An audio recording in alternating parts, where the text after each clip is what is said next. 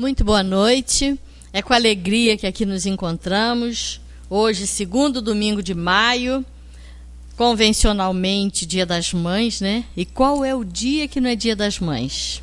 Mas, além disso, aqui para nós, aqui do Friburguense, há exatamente 93 anos, essa casa foi fundada em 13 de maio de 1919. Então, também é uma alegria para a gente dobrada hoje, né? Nós sabemos que tempo de casa não importa, né? Mas estamos num trabalho para realmente termos tempo de causa. Esse é o objetivo do Centro Espírita Friburguense, procurando cada vez mais ampliar o entendimento das bases da doutrina espírita, como ela foi codificada por Allan Kardec. Esse é o objetivo fiel aqui do nosso centro, da nossa casa, né? Então, todos vocês que aqui frequentam sabem desse carinho, dessa dedicação que todos nós aqui temos com relação a esse estudo metódico e sério, visando sempre ampliar esses entendimentos da doutrina espírita. Então, estamos duplamente felizes hoje com relação ao 13 de maio. Apesar de também termos, né, a abolição da escravatura e uma série de outros acontecimentos históricos, né, com relação ao 13 de maio. Mas fica aí a nossa gratidão, o nosso carinho a todos aqueles que nos antecederam na direção dessa casa, porque se ela não tivesse sido fundada lá em 1919, né, nós teríamos bem menos tempo. Então, eles foram aquelas pessoas que iniciaram esse estudo aqui. Então, vamos, depois desse introito, né, nos harmonizarmos para fazermos a nossa prece, agradecendo a Deus a oportunidade que estamos tendo de aqui nos encontrarmos. Deus, querido Pai, obrigada, Senhor, pela oportunidade que estamos tendo de estarmos frequentando esta casa que nos é tão querida e que possamos cada vez mais procurarmos entender as leis de Deus à luz da doutrina espírita. Que a nossa reunião, portanto, hoje possa transcorrer em clima de muito aprendizado para todos nós e que o nosso irmão que fará uso da palavra possa receber a inspiração desses amigos que, por certo, aqui se encontram. Graças a Deus e que assim seja. E com vocês, nosso irmão José Manuel. Bem, queridos irmãos, como a Ângela já antecipou aí, essa questão do Dia das Mães e o aniversário do centro. Tem a ver o Dia das Mães com o aniversário do centro aqui, particularmente em Friburgo, porque o Centro Espírita Friburguense, daí é uma mãe também. Ele gerou a Sociedade Boa Nova, ele gerou o Caminheiros do Bem, ele gerou o Bezerra de Menezes, lá de Conselheiro, e ele gerou, por último... Fé e Fraternidade? Não, Fé e Fraternidade não foi, acho que, dissidência daqui, não. Fé e Fraternidade, não. Mas o Caminheiros, o Bezerra de Menezes, o Boa Nova, o Caminheiros do Bem, Boa Nova, Bezerra de Menezes e o Fraternal são filhotes daqui. Infelizmente, por questões de desavença, discórdia, briga, confusão. Mas vejam bem, isso não é nenhum crime, isso faz parte do processo da vida. A gente não briga com a família, às vezes, não briga com os parentes, não briga com os vizinhos, não se entende, às vezes, filho com pai, pai com filho, mãe com irmã e tal. Então isso faz parte, isso está num contexto normal da sociedade, normal. Nenhum dos centros que saíram daqui foram fazer maldades, foram fazer, como diz a presidente, nossa, mal feitos. Não, saíram todos para fazer melhor do que fazia aqui. Então isso é progresso. Aquilo que fica num só toda a vida não está progredindo, não está funcionando, não está cumprindo com as suas funções. Então o Centro Espírita Friburguense pode ser considerado também hoje homenageado duplamente pelo dia 13, fundação, né? E pelo dia 13 das Mães, segundo domingo das Mães, por ele ter sido a mãe geradora de todos esses outros centros. E o Centro Espírita Friburguense, vejam, desde 13 de maio de 1919, eu imagino que nenhum de vocês aqui era nascido nessa época. Se foram, levanta o dedinho, mas eu acho que não. Então, desde 13 de maio de 1919, o Centro de Vida Friburguense está aí, funcionando até hoje, com altos, com baixos, com planos, com altos, com baixos. E é assim também uma função, uma funcionalidade, um funcionamento normal. Toda instituição tem seus altos e tem seus baixos. Vejam, hoje os fluminenses estão aí felizes da vida porque estão lá no alto, né? Mas aguardem que nas próximas já vão estar lá rasteiro embaixo, o glorioso Vasco da Gama em cima, outra hora embaixo, Flamengo, né, Benítez? O que vai fazer? Isso faz parte de toda organização humana. Tudo que tem nós, gente, tem altos e baixos, porque nós também somos, além de passageiros pelo planeta, nós somos mutáveis, nós somos imprevisíveis até pelo livre-arbítrio. Hoje nós podemos estar achando que assim é o melhor, e daqui a 1 ano, 2 anos, nós podemos estar achando que assim é o pior, que assim é o melhor. E triste daquele que não muda a vida inteira. Denise Frossá, aquela juíza que foi deputada federal, uma pessoa muito correta, muito íntegra, a Denise Frossá, ela falava que só não mudam os tolos e os mortos. E nós espíritas sabemos que mudam os dois, tolos e mortos, porque todos vão mudar. E nós não podemos ter medo de mudar, nós não podemos ter medo de errar, nós temos que ter medo de estacionar. Quem não ousa, quem não tenta, quem não enfrenta, não sai do lugar, não resolve. Quem fica em cima do muro se acovarda, não tem atitude, não tem peso na solução, na decisão, na ação. E nós todos temos que ter posição, temos que achar sim. Você já deve ter muito ouvido falar, mas isso é hipocrisia, ou isso é anestésico para que ninguém reaja. Você já deve ter ouvido falar em achismo. Isso, achismo, não existe. Existe sim, tudo que existe foi descoberto é pelo achismo. É porque as pessoas acham que é assim e vão atrás. Essa campanha contra o achismo é uma campanha de dominação, de rédea. É uma campanha para ninguém pensar. Não pensem porque já está tudo pensado. Vocês não acham nada. É isso que está aqui. Coisíssima nenhuma. Isso é incompatível com o conteúdo da doutrina espírita. Achar, pensar, ter opinião é um direito sagrado, fundamental e deva ser exercitado intensamente por todo espírito encarnado. Lá na questão 613, quando Kardec perguntou, mas os espíritos às vezes se enganam em respostas que dão assim, sobre uma coisa ou outra, e eles mesmos responderam, mas os espíritos, além de não saberem tudo, ainda os mais superiores, além deles não saberem tudo, eles têm opiniões pessoais mais ou menos sensatas de acordo com as suas evoluções. Então, entre nós, opiniões sobre as mesmas coisas podem ser divergentes de acordo com a nossa capacidade, com a nossa sensibilidade, de acordo com o momento em que nós nos encontramos. Mas não é crime e nem é pejorativo, negativo, pensar, achar e agir como se pensa, como se acha. Nós temos que, primeiramente, nos considerarmos normais, aceitarmos os nossos erros, as nossas deficiências. Nós não somos santos, nós não entramos num centro espírita, num núcleo de estudos da doutrina espírita, para nos mostrarmos como sábios, ou para nos desincumbirmos de uma responsabilidade de ter uma religião e frequentar uma religião. Espírita tem que ser conscientizado e consciente de que não vem a templo, não vem a centro, não vem a reuniões simplesmente para se desincumbir de uma obrigação social ou mesmo de uma obrigação familiar. O espírita consciente, e todos devemos ter no mínimo essa consciência, nós vamos aos lugares onde serão estudados temas à luz do espiritismo para nós formarmos, ampliarmos as nossas ideias a respeito do assunto que vai ser tratado.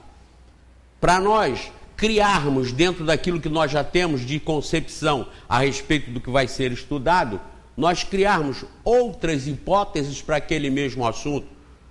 Isso é progresso, isso é evolução. Então, nós não viemos aqui para não achar nada, para ouvir e ir para casa. Cada um de vocês é tão responsável por isso quanto nós que viemos aqui passar para vocês, falar para vocês. Não pensem que eu sou mais do que vocês. Todos vocês, todos nós somos filhos de Deus, indispensáveis cidadãos do universo. O universo se move, movimenta por nossa causa. Ou seja, por causa de todos os átomos que compõem o infinito e por nossa causa inteligente. Porque nós somos agentes de Deus no funcionamento universal a partir da ação da nossa inteligência, da nossa vontade. Ninguém está destruindo. As pessoas podem estar se desequilibrando, mas de uma forma a se ajustarem com a ordem universal, com o bem, com a ética, com a tranquilidade, com a paz, que é o que todos nós queremos. Todos nós queremos paz, muito bem. Isso é um brilhante, um excelente posicionamento. Mas para chegar à paz, para chegar à tranquilidade, à felicidade, nós temos que nos enriquecer, nos ilustrar, nós temos que nos compor de forma a nós conquistarmos essa paz, essa felicidade, essa tranquilidade, essa alegria. Então, as divergências todas que surgiram no Centro Espírita Friburguense, e que não foram as últimas, outras virão com certeza. Daqui a mais 50 ou 100 anos, se o mundo até lá não tiver acabado, não é? Se essas catástrofes não passarem do que já estão, não é? Mas se ainda estiver aqui o Centro Espírita Friburguense, daqui a 50, 100 anos, outros estarão aqui falando assim, olha, lembra do Fraternal para cá, que o Zé Manel fez aqui nos 93 anos uma palestra falando que o Centro Espírita Friburguense era uma mãe desses 1, 2, 3, 4 centros, mas tem mais 3. Depois do Fraternal ainda teve o isso, teve o aquilo e teve o aquilo outro. E o ideal é que tivessem mais 20. E o ideal é que não fosse por briga. Quando nós, Centro Espírita Friburguense, fazíamos parte do movimento espírita da Federação Espírita Brasileira, de onde nós nos livramos, nós nos afastamos disso, nos afastamos do mal. E vou falar para vocês, para registrar na história do centro, mas quando nós fazíamos parte, por várias e várias vezes, nós fizemos propostas para o movimento espírita, todas por escrito, além de falar muito nas reuniões que se fazia do conjunto da região, para nós planejarmos a criação, a fundação de centros em diversas partes de Friburgo, onde não tem. E até hoje não tem, continua não tendo. Qual a explicação para a Olaria, com quase 80 mil habitantes, ter um centro, que é o Caminheiros do Bem? Qual é a lógica disso? Não tem lógica. Se é o propósito da organização que se diz representante da doutrina espírita, se o propósito é divulgar o conhecimento do espiritismo, tinha que ter uns 5 ou 6. Qual é a lógica para Chácara do Paraíso não ter um centro? Catarcione não ter um centro? São Geraldo não ter um centro? Campo do Coelho não ter um centro? Aliás, tem. Campo do Coelho tem. Tem o Esperança, acho que é Centro Espírita Esperança da Rosélia, né? Que a Rosélia é presidente. Mas não tem lógica, não tem sentido. Então o ideal é que nós tivéssemos em Friburgo 50, 60, 100 centros. Os espíritos falam, Kardec confirma, de que é preferível sempre, por exemplo, 10 centros com 100 pessoas cada um, atendendo a 100 pessoas cada um, do que um com 1000. Então, a estratégia, a lógica é pulverizar com segurança, claro. O problema às vezes está nas distorções que os centros fazem, que as pessoas fazem. Às vezes elas já saem do núcleo principal por causa das distorções, por causa das opiniões em fazer assim o assado, e não conseguem organizar isso de uma forma democrática, de uma forma fraterna, de uma forma sincera e do grupo. Então aí as pessoas começam a fundar, a criar um outro grupinho, aí um outro grupinho, um outro grupinho. Quando aquilo começa a ferventar demais, aí aumenta a pressão e pum, aí sai um para cada lado. Isso é possível, isso é viável, isso é normal, isso acontece, e isso aconteceu aqui. São os baixos e os altos, os baixos e os altos, e que vão tocando. Quem estava na fase da baixa? Quem estava assumiu a responsabilidade da baixa.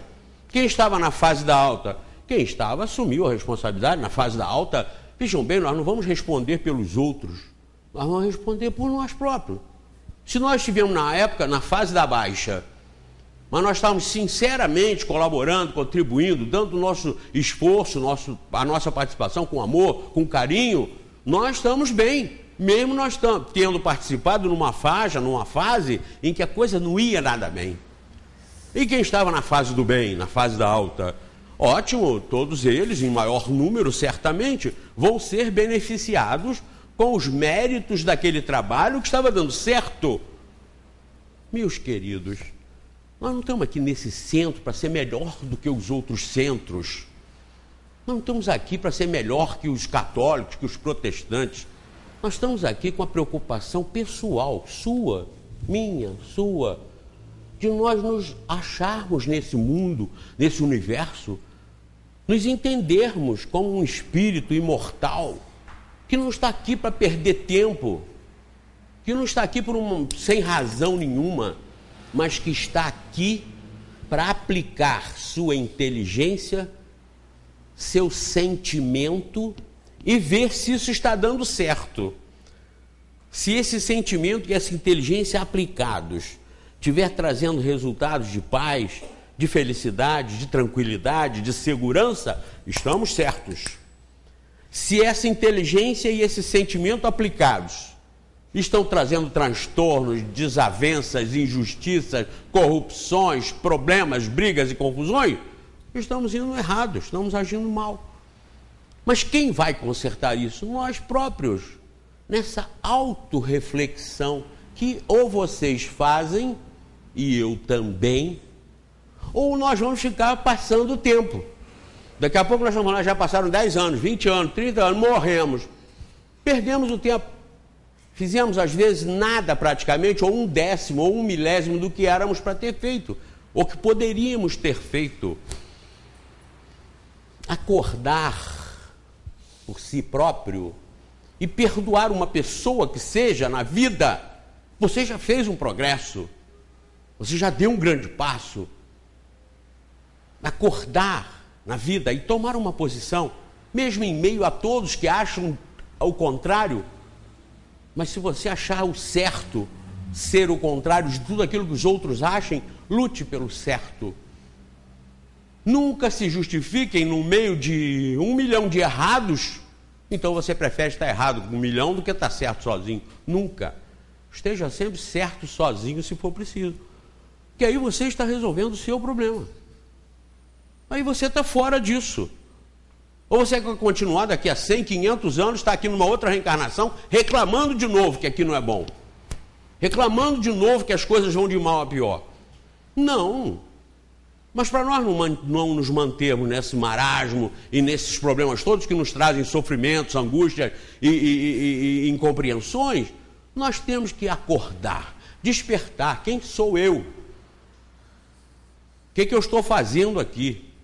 Aí você vai cair naquela, você é um indivíduo, você não consegue se destruir nunca.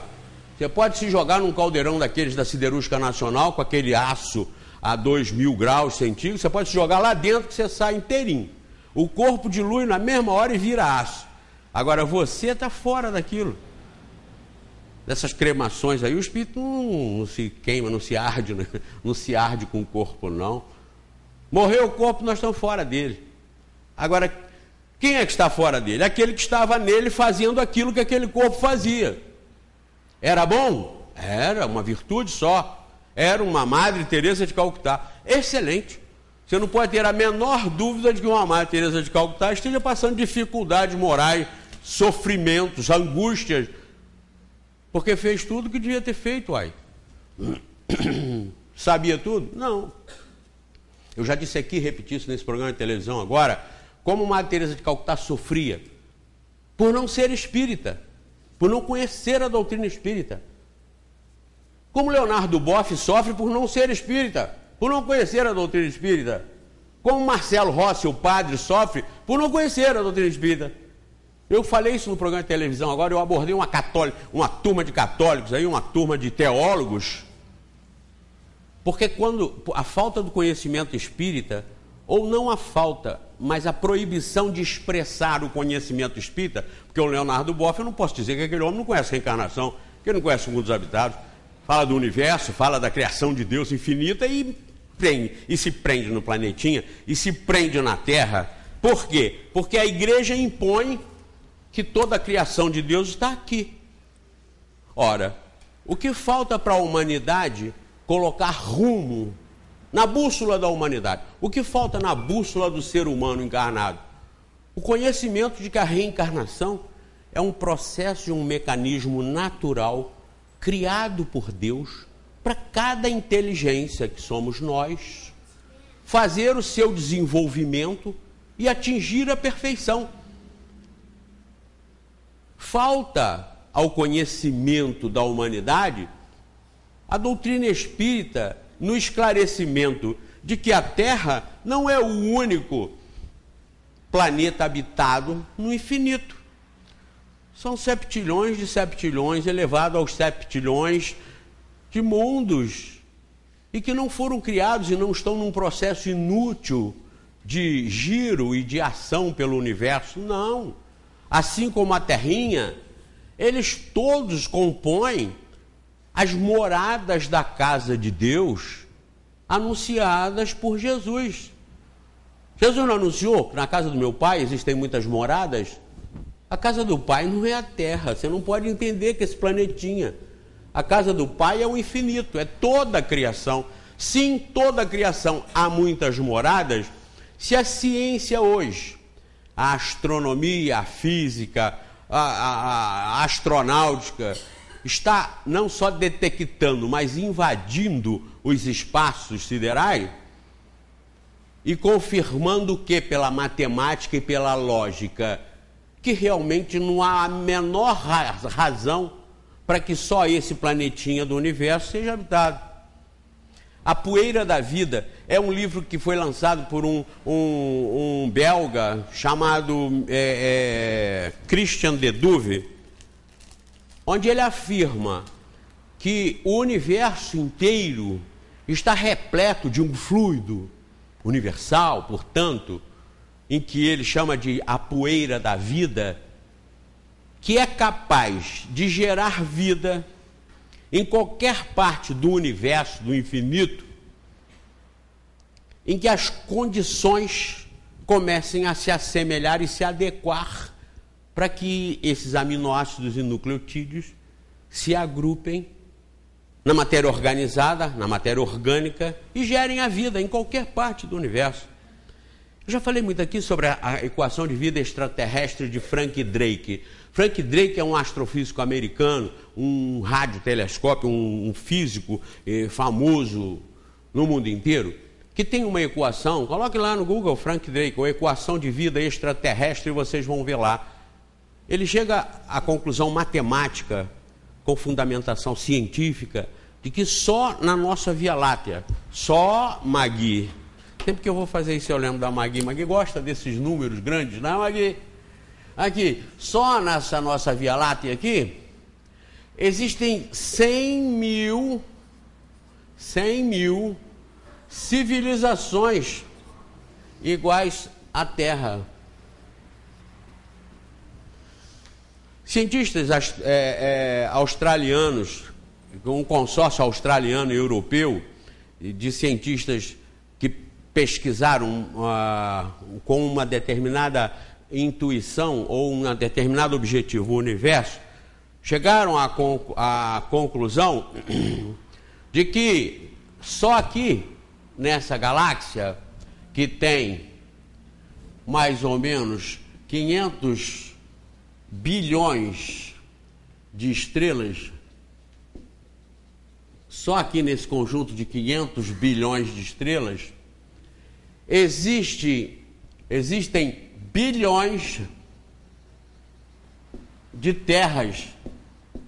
E eu já mostrei isso aqui na televisão como documento. Bilhões de planetas iguais à Terra, com muita semelhança, 90% de semelhança da Terra.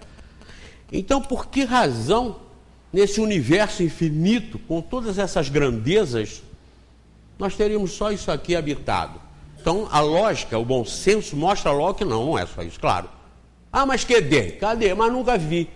Não, isso aí é outra coisa. Ah, e os discos voadores? Isso é outra coisa. Deus, sabendo do nosso nível, não pode deixar que a gente esteja pertinho de uma outra civilização, capaz de nós irmos lá, ou capaz deles virem aqui. E aconteceu o quê? Há muitos anos eu fiz uma palestra, foi uma aula inaugural na Faculdade de Engenharia de Volta Redonda, ou Barra Mansa. Barra Mansa ou Volta Redonda? Eu nem lembrava disso, mas quando nós trouxemos um físico aqui, o Fonseca, que é a Laércio Fonseca, que a Márcia Baru, que organizou a vinda do Laércio Fonseca aqui, ela espalhou os convites para essas faculdades e tal, e aí de lá eles lembraram, falaram, olha, mas vocês têm um camarada aí, o Zé Manel, que fez uma palestra aqui, uma aula aqui na faculdade, e que falou sobre mundos habitados. E quando eu falei sobre mundos habitados lá, sobre essas características do universo, e a inteligência induzir, e a matemática chegar lá, a existência de vários mundos habitados, e foi em Volta Redonda, porque o camarada com quem eu tive contato lá, ele era responsável por um computador de alta geração naquela época, que estava em Volta Redonda, e ele me calculou, por exemplo, civilizações de inteligências parecidas com a nossa, em distâncias, aqui nessa galáxia, em distâncias de, por exemplo, 1000 anos-luz. 1000 anos-luz. Ora, com 1000 anos-luz, nem nós vamos lá, nem eles vêm cá.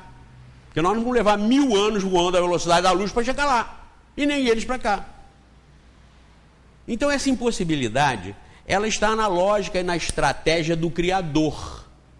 Ele realmente não podia colocar a terrinha aqui, cheia de bichinhos como nós, e botar um outro planetinha aqui pertinho, que a gente pudesse ir lá de foguete, porque nós íamos desrebentar com eles, ou eles iam rebentar com nós.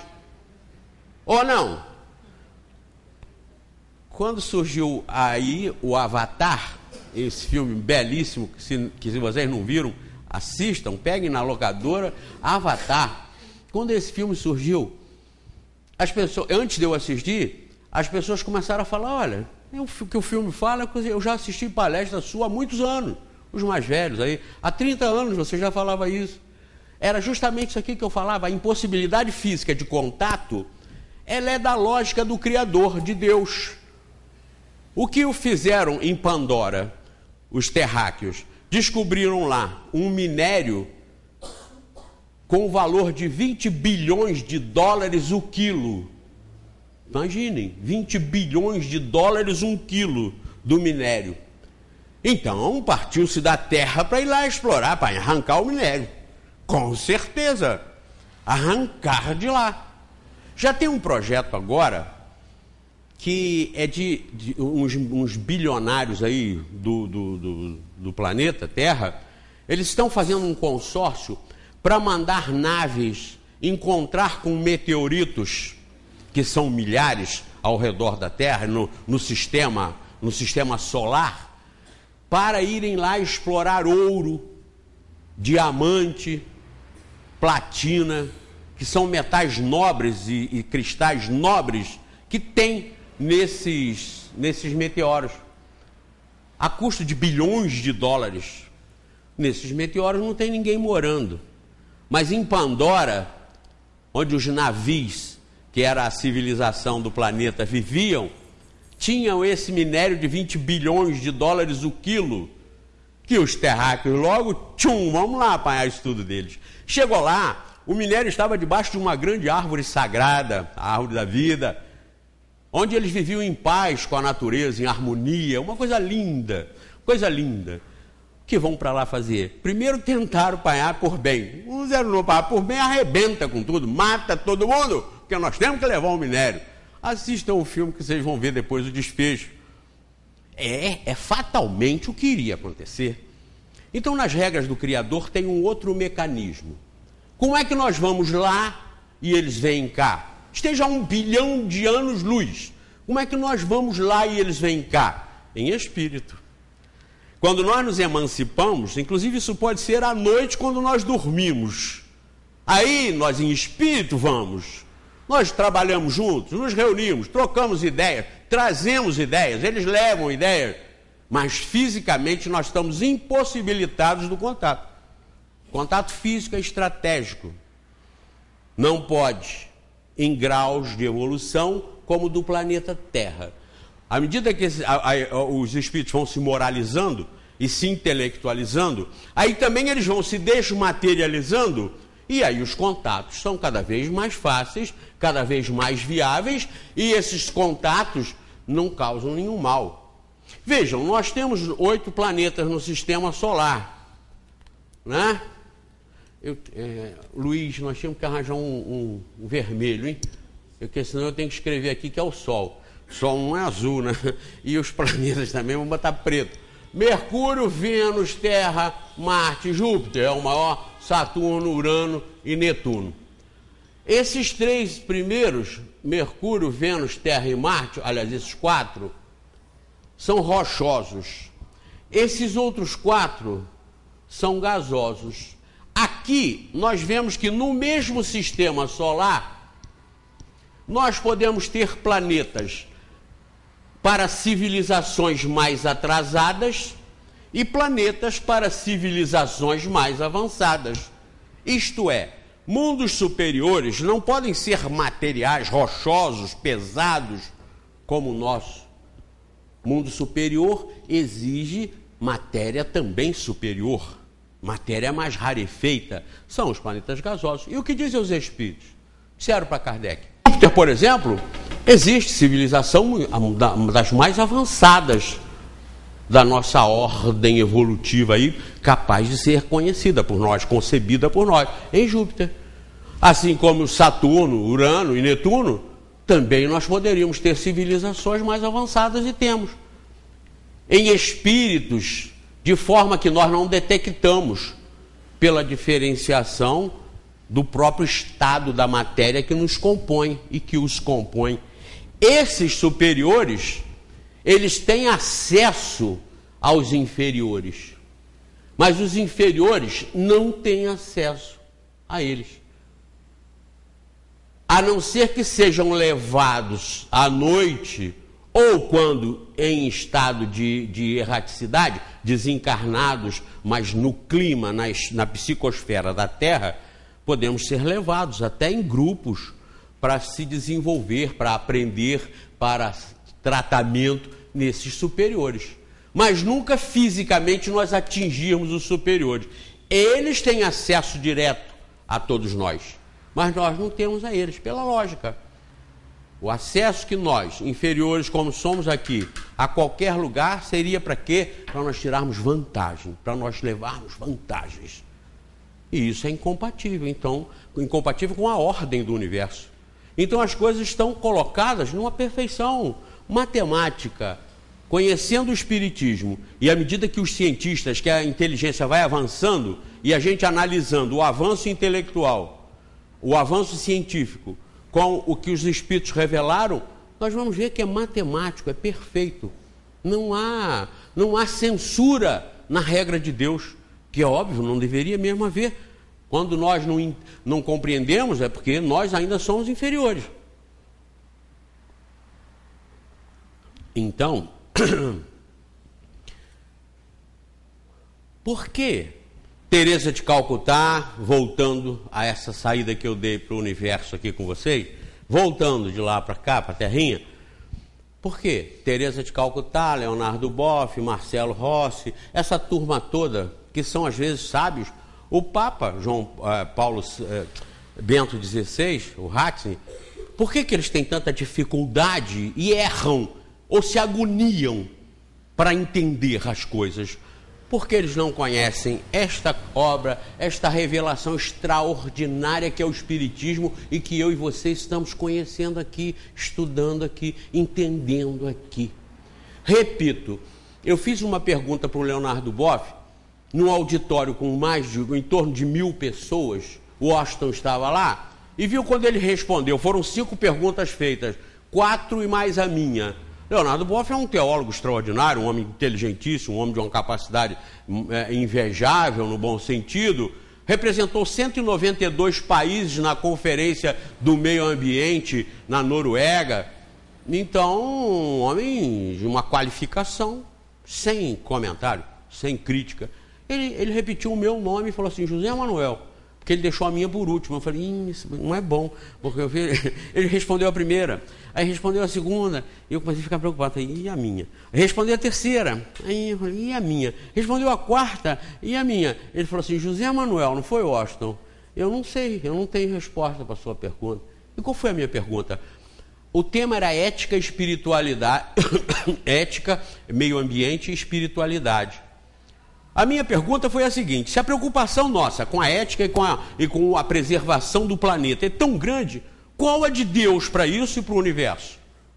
Ele não soube responder, porque para a teologia católica, Deus é Deus da terra, é criador de tudo, mas é Deus da terra. E aqui Deus arranjou essa confusão, botou a gente aqui e depois rachou a gente, inimigo e amigo. E próprio Deus tomou partido, ficou de um lado, arrebentando o outro. Ele cria e bota do lado de lá. Cria e bota do lado de cá. E depois ele mesmo entra na guerra e toma parte nisso e manda matar o lado de lá, quando ele não mata também o lado de lá, não é, Hildes? 2.264.366 ou 5, Hildes? 5, né? 365 mortes atribuídas a Deus só na Bíblia. Sem contar o dilúvio, onde teriam morrido mais de 30 milhões de pessoas, sem contar o dilúvio. Deus mandou matar 2.264.365 pessoas. E o capeta mandou matar 10. Então vocês já viram que seria, mais interessante então ficar do outro lado.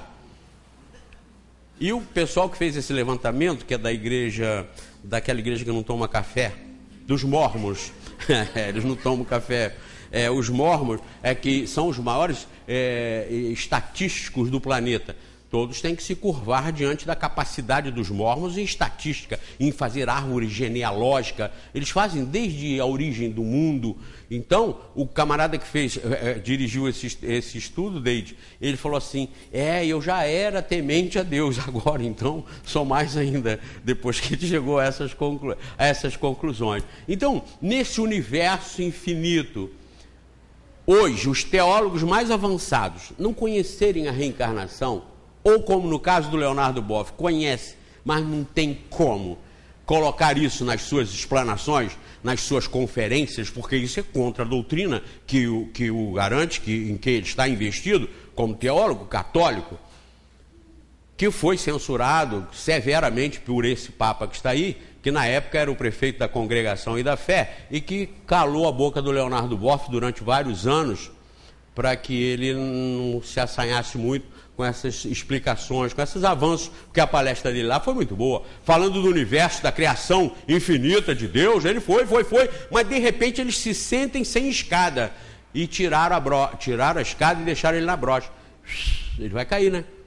De repente, quando eles começam a se arvorar muito em falar sobre a grandeza da criação, eles são jogados embaixo, porque tira o tapete, a falta da reencarnação e dos mundos habitados. Porque com a reencarnação explicou tudo. Por que estão sofrendo se Deus existe e é bom? Era o problema de Teresa de Calcutá. Ela não aceitava.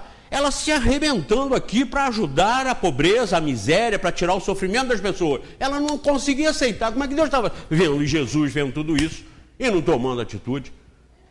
Morreu com essa dúvida.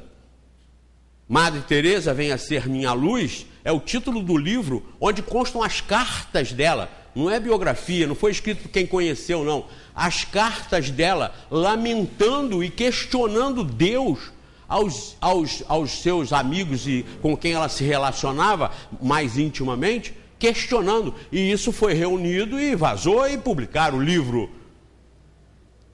Por que esses luminares da humanidade, como Teresa de Calcutá, como o próprio, a irmã Dulce, o próprio Leonardo Boff, por que essas inteligências são falhas, não têm a liberdade de se expandir em busca, na direção de Deus? Por que são? Porque não aceitam a reencarnação, não aceitam os mundos habitados. Isso faz toda a diferença. A reencarnação explicou qual o problema que você tem. Você está aí se sentindo abandonado por Deus? Quem é que disse? Segundo o Espiritismo, você está com isso resolvido. Você está no seu probleminha. Eu estou no meu, todos nós, cada um está no seu. Para quê? Para que você, rapaz, inteligente, você sentimental, se desenvolva com o problema, resolva o problema. Ah, meu problema é inimigo, perdoa, é vizinho me azucrinando, perdoa, resolva o problema. Meu problema é o mando, é o orgulho, eu tenho uma vontade de mandar, domine isso. É violência, domine isso. E se não conseguir nessa, você não está perdido, o universo é infinito, Deus não tem pressa, você nascerá de novo, aqui ou em outro lugar parecido, para continuar. Essa é a bondade, a lógica de Deus, é a matemática de Deus.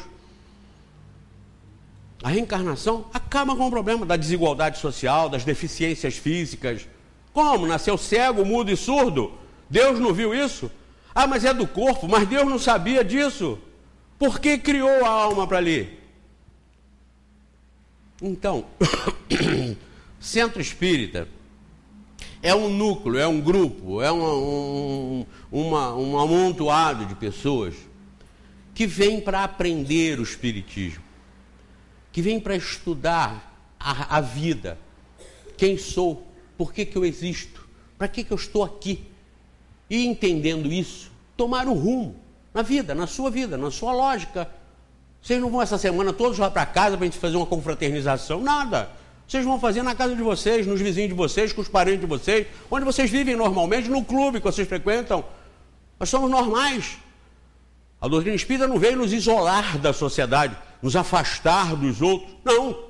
Veio abrir nossa cabeça e nos deixar no mundo, na vida, fazendo aquilo que nós achávamos que devíamos fazer. Podemos roubar? Podem. Podemos matar? Podem. Podemos corromper?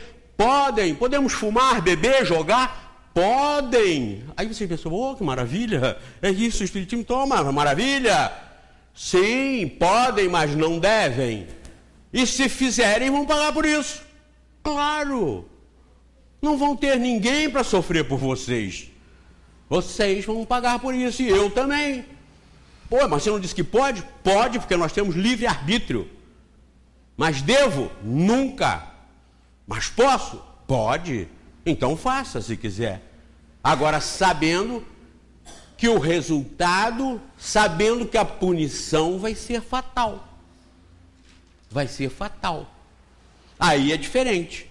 Aí na hora de assinar o contrato do desvio de 100 milhões das verbas que eram para vir para o hospital, o cara que conhece isso não vai assinar. Ele vai dar um jeito e vai sair fora disso. Porque ele sabe que pode.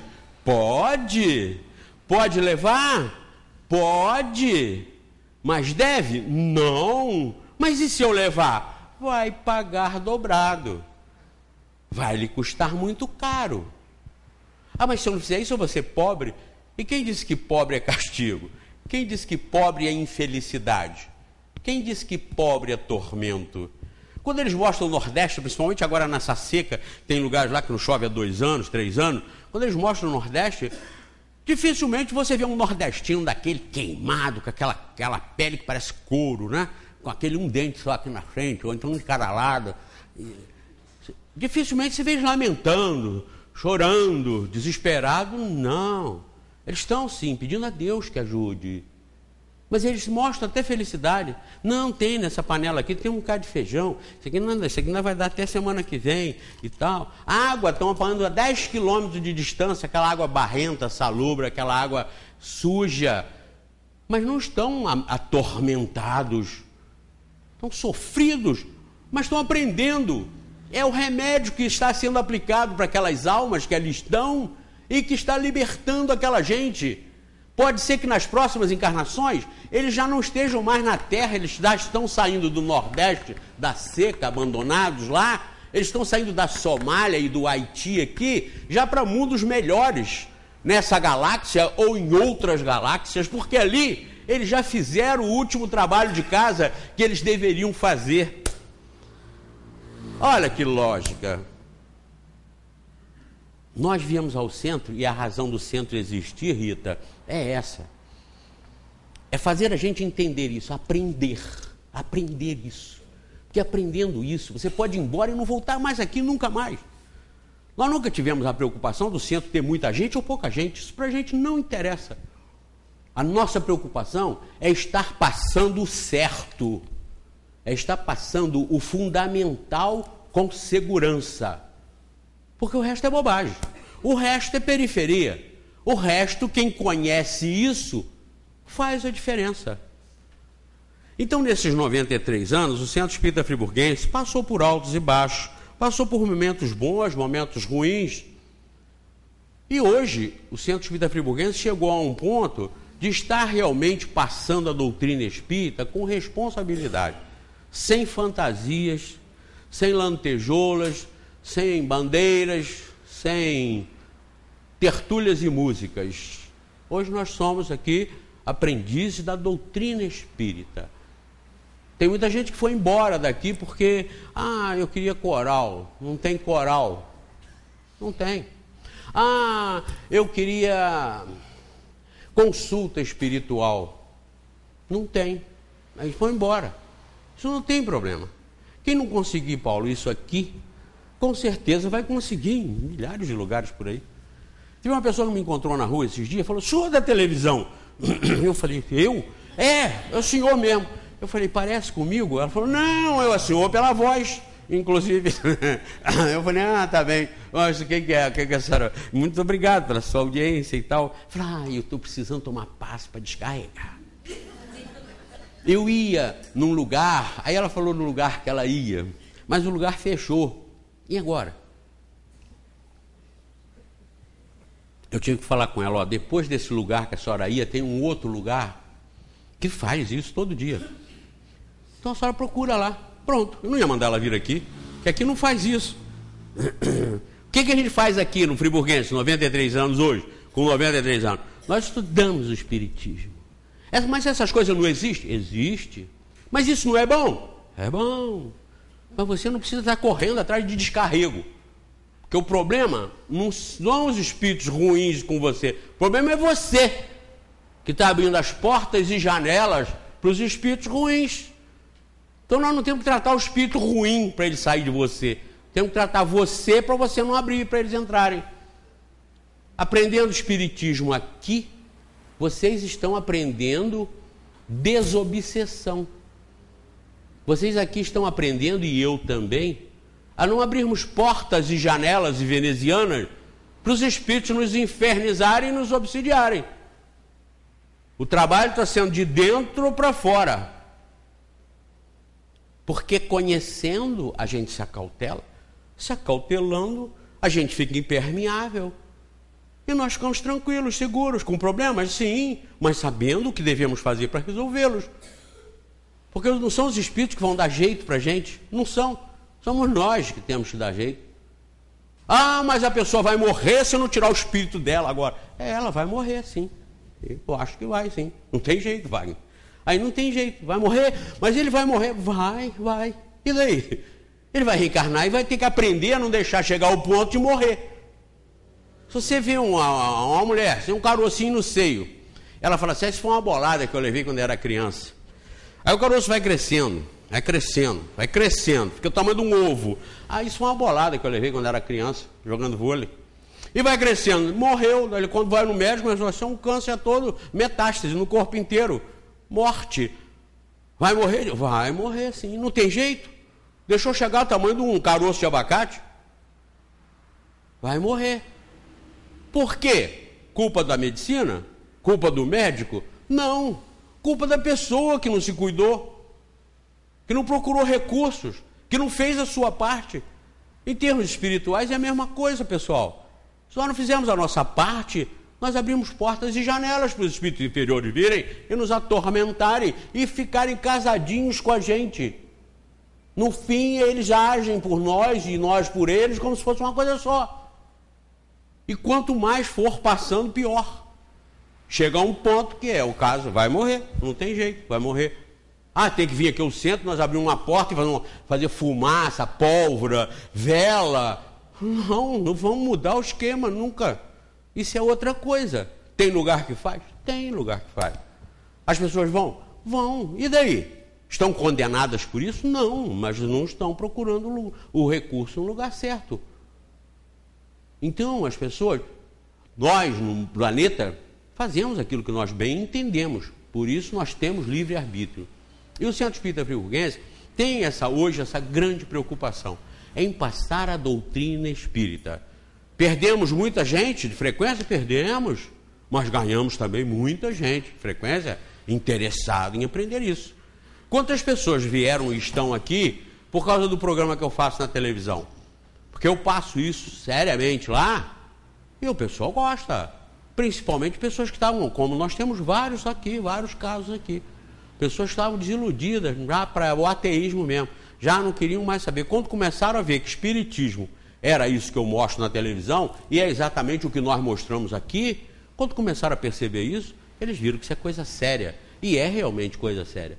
Agora, até mesmo por ser coisa séria, Paulo, isso não interessa para muita gente. Digo mais para vocês, isso não interessa para a maioria. Porque a maioria está mais aconchegada no oba-oba. Vamos lá. Bate o sofrimento, o desespero. O desespero vai levar o sujeito a procurar explicação. E a explicação ele vai encontrar aqui.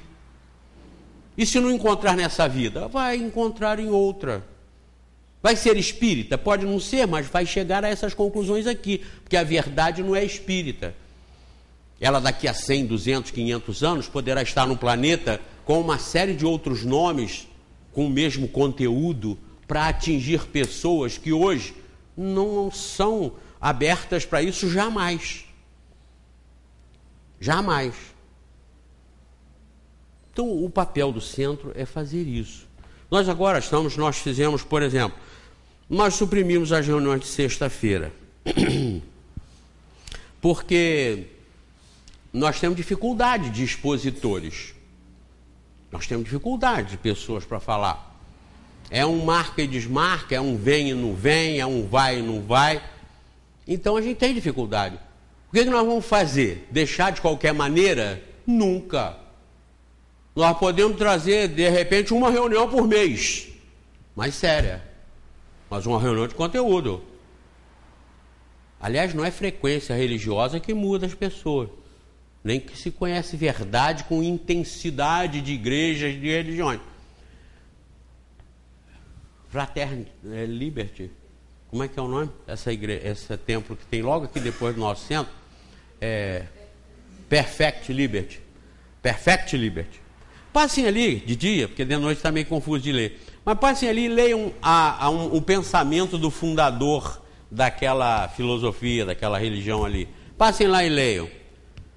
Exatamente, em outras palavras, ele diz o seguinte: não é a intensidade da frequência religiosa que faz o indivíduo conhecer a verdade, mas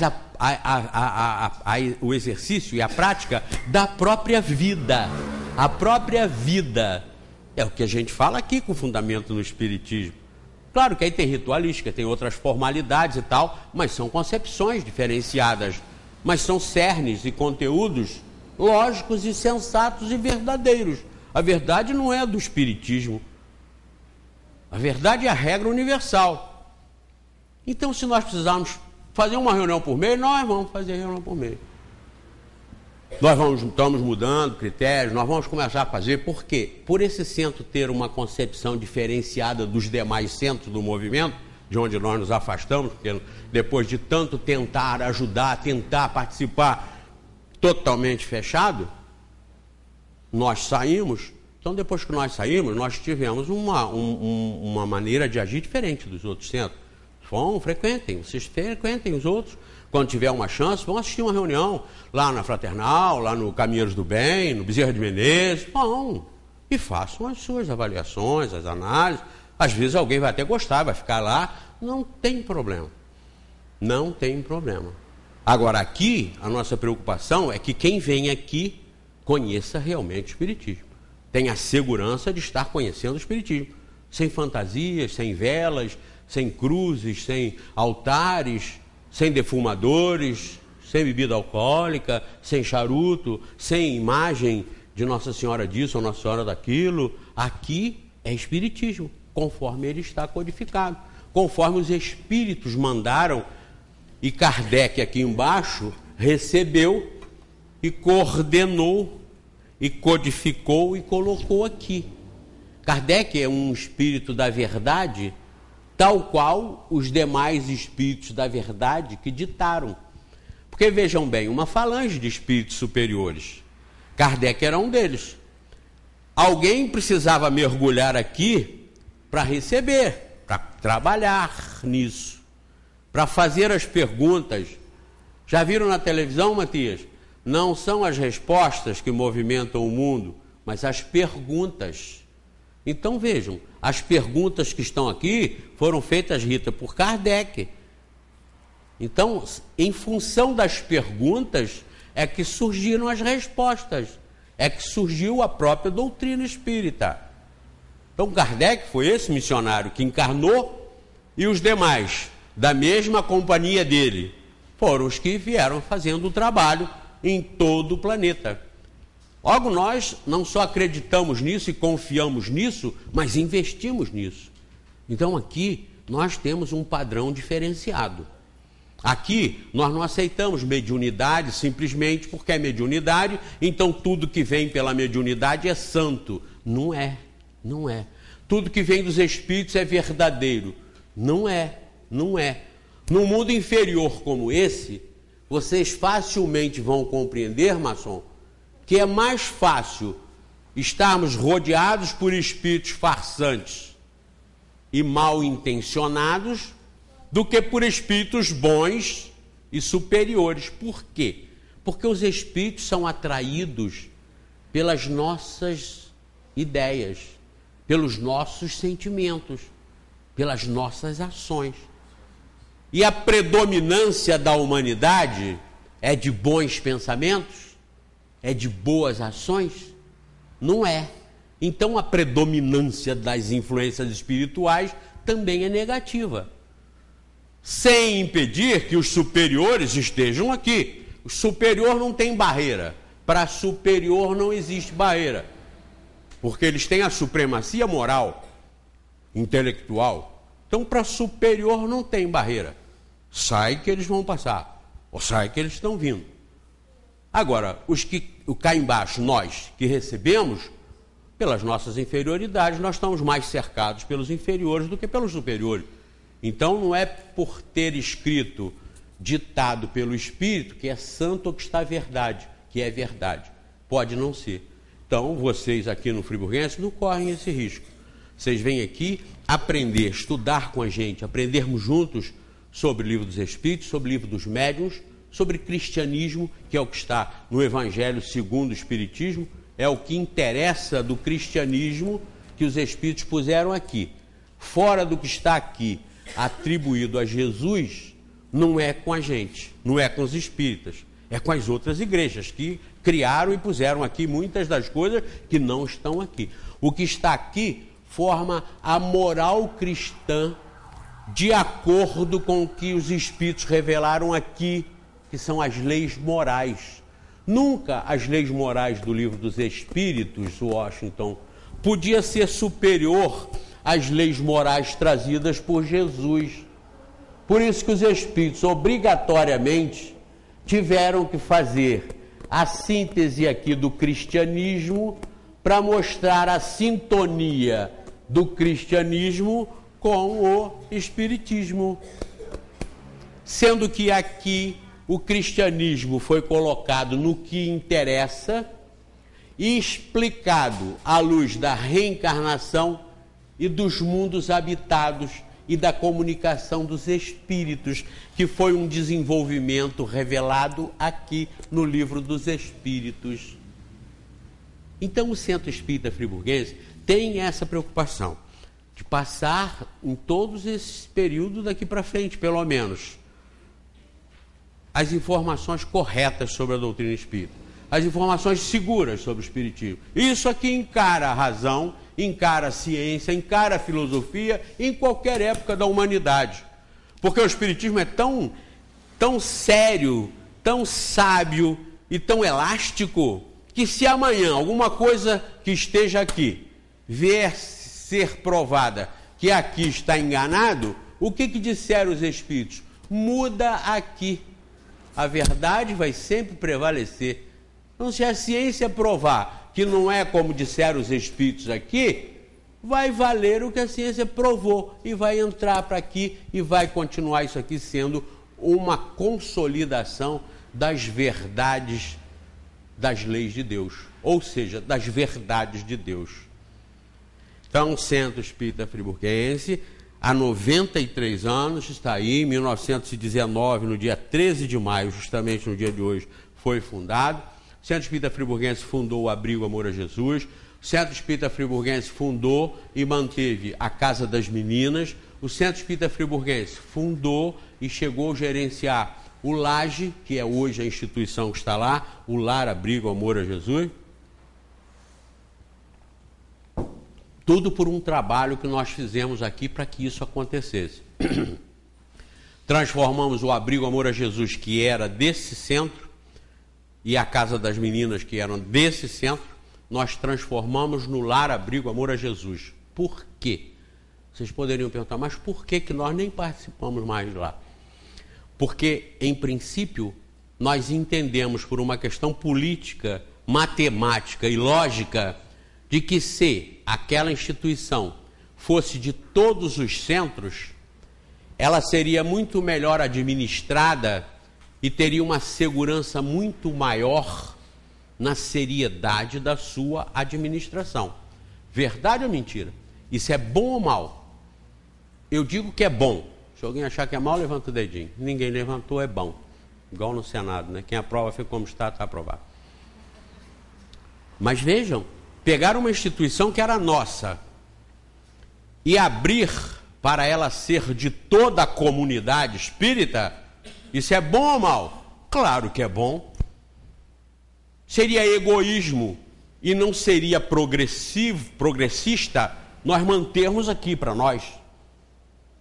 Então, quando nós começamos aqui em 1988, nós criamos logo uma comissão para todos os centros passarem a ter influência no abrigo, coisa que não existia.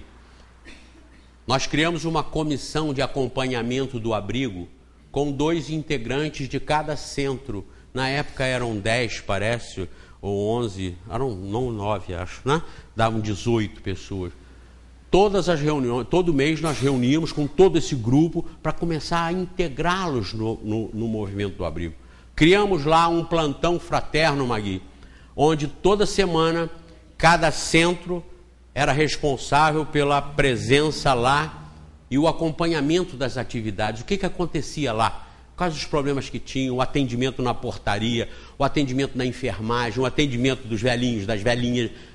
Nós criamos essa participação e fomos preparando a estrutura do Lar Abrigo Amor a Jesus. O que é hoje o Lar Abrigo Amor a Jesus? Uma instituição que nós fizemos aqui, nós elaboramos aqui, eu elaborei o estatuto de lá, com todas as cautelas para que não acontecessem as irregularidades que aconteceram desde a fundação até quando nós regularizamos, coisas também normais que acontecem onde tem ser humano. Nós elaboramos o estatuto e fizemos uma assembleia e passamos aquela obra para todo o movimento espírita. Isso é bom ou isso é mal? Eu digo que isso é bom. Se alguém acha que é mal, levanta o dedinho. Ninguém levantou, é bom. Claro que é bom. Por quê?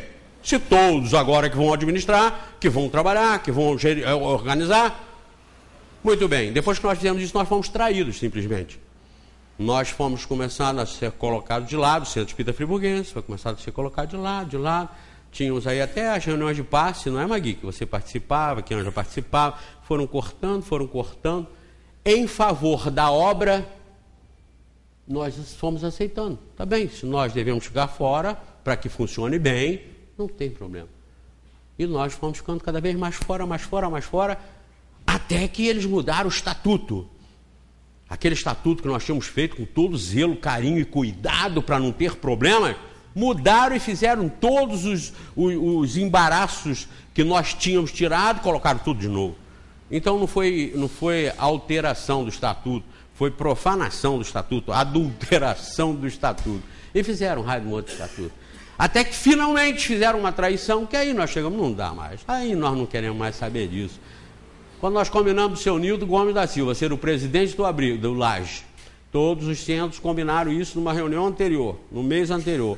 Quando chegou no mês da eleição, no dia da Assembleia, foi no mês seguinte, estava tudo combinado, o seu Nildo ia ser o presidente do Abrigo, tudo em ordem, todo mundo concordando, a gente sempre fiscalizando, nós concordamos, que era um homem de bem, era diretor do Caminheiros do Bem, inclusive, foi um fundador do Caminheiros do Bem, seu Nildo Gomes da Silva. Eu falo, dou os nomes, isso aqui tudo que eu estou falando sai daqui escrito e assinado. Aí houve uma traição contra a gente. Chegou no dia da Assembleia, o Centro Espírita Caminheiros do Bem chegou a levar de Kombi eleitores para votar num outro rapaz, que é um rapaz de bem, o Augustinho, um homem de bem, um rapaz sério, mas não era isso que estava combinado. Não foi isso que foi organizado. Aí votaram, aí elegeram o Augustinho, o seu Nildo perdeu. Eu quando fui lá buscar, ela falou, isso vai dar problema. Eu falei lá, isso vai dar problema. É claro que deu. Nós embarcamos, aí eles se demitiram e foram embora. Aí surgiu quem? Rogério? Foi Rogério que foi depois? O Augustinho? É. Aí entrou o Rogério, que era do Bezerra de Menezes, assumiu e começou a tocar. E nós sempre colaborando. A campanha do quilo saía daqui, nós tivemos que cortar, porque começou a nos comprometer, porque começaram a não agir bem. Hoje, para encerrar, nós temos uma denúncia no Ministério Público contra irregularidades cometidas lá, como, por exemplo, a cessão daquela área para um centro se instalar lá, um centro que não é nem espírita, lá está instalado, com uma cessão de 80 anos de empréstimo para ficar lá, coisa que o Estatuto proíbe, não pode, aquilo lá é arreligioso. Aquilo ali tem católicos, protestantes, budistas, muçulmano, ateu. Aquilo não pode ter religião. Se a gente implantar religião lá, estragou tudo. Então aquilo ali sempre foi de todas as religiões. As pessoas, para serem internadas, o que menos interessava era que religião elas tinham. Mas nós sempre permitimos que lá fossem pastores, para atender os seus adeptos que estavam lá, que lá fossem umbandistas, que lá fossem católicos. Nós sempre permitimos isso. Isso está no Estatuto. Agora, implantar lá a doutrina, a religião, nunca. Isso nós sempre proibimos, está no Estatuto. Nós aí denunciamos isso ao Ministério Público. Está lá correndo até hoje. Nós não estamos em cima, por quê? Para não desgastar a obra. Se a gente ficar infernizando, prejudica a obra. Fizemos a nossa parte. Mas por que nós fizemos? Porque até então, até 2004, me parece, 2008, né? 2008, aquilo lá estava no nosso nome, do Friburguense. Nós somos os cessionários da prefeitura daquela área, porque aquela área é da prefeitura. E nós tínhamos um contrato com a prefeitura, nos responsabilizando pela manutenção daquilo ali. Esse contrato, nós transferimos esse direito para o movimento espírita. Quando eles começaram a fazer essas profanações, nós tivemos que cortar.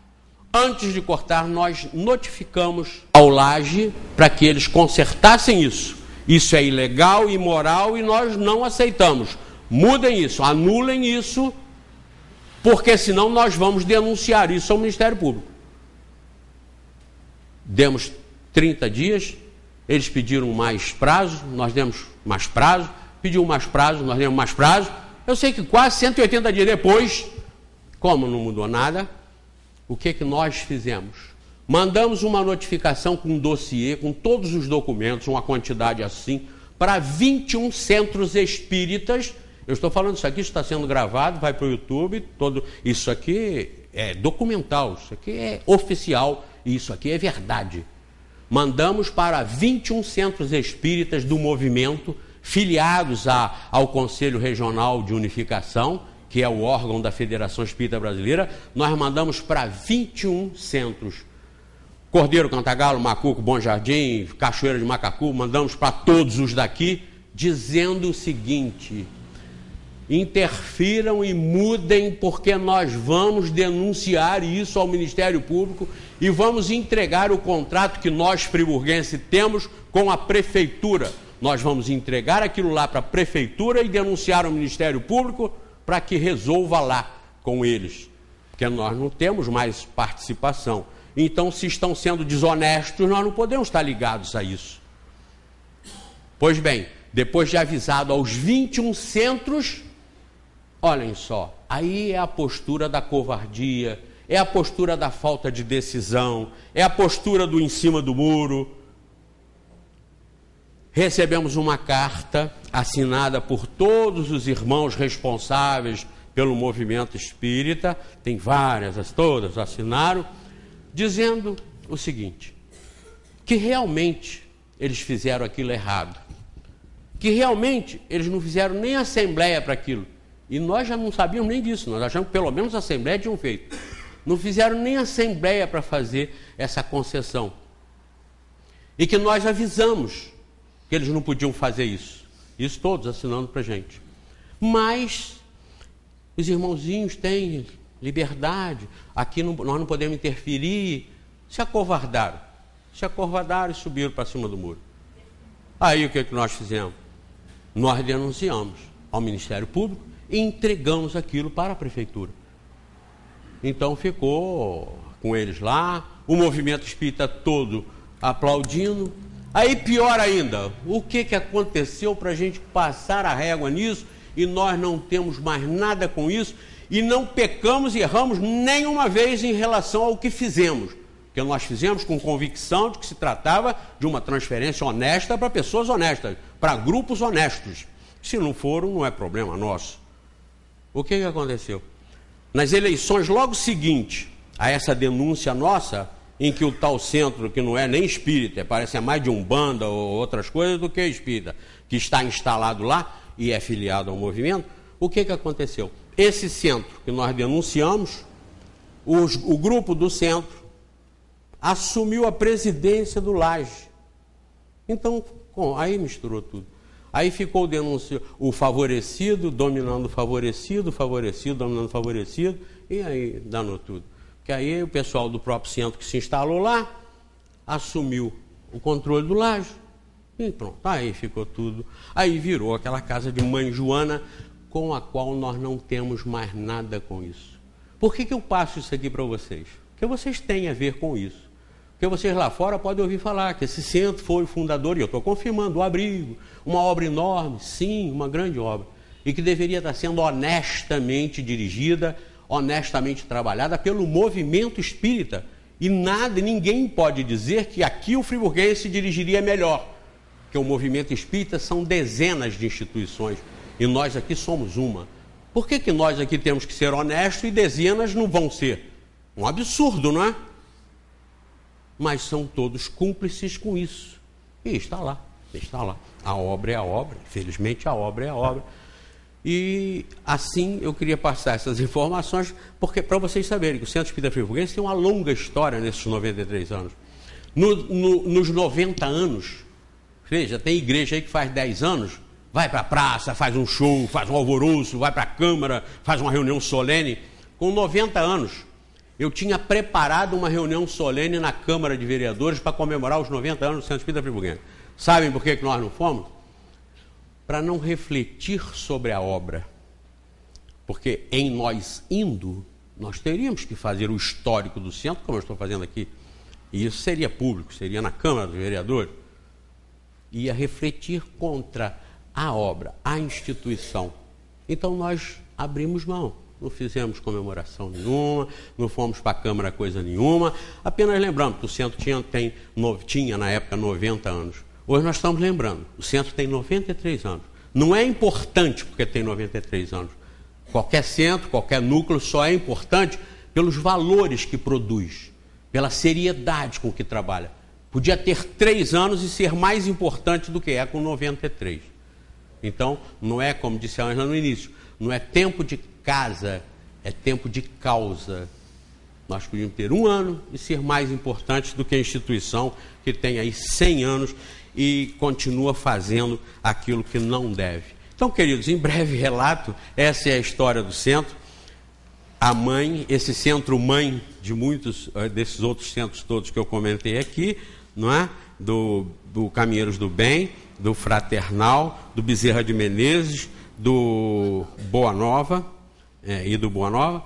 Então, é o centro mãe. E como hoje é o dia que se comemora o Dia das Mães, um abraço para todas as mães, para o Centro Espírita Friburguense, pelos 93 anos e por ter gerado essas outras instituições, e que a gente continue na luta.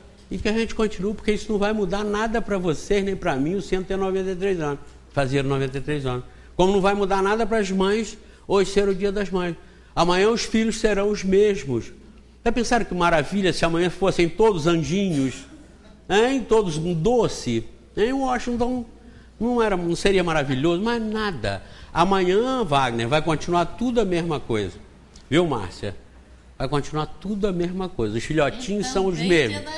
Com os mesmos probleminhas, com os mesmos aborrecimentozinhos.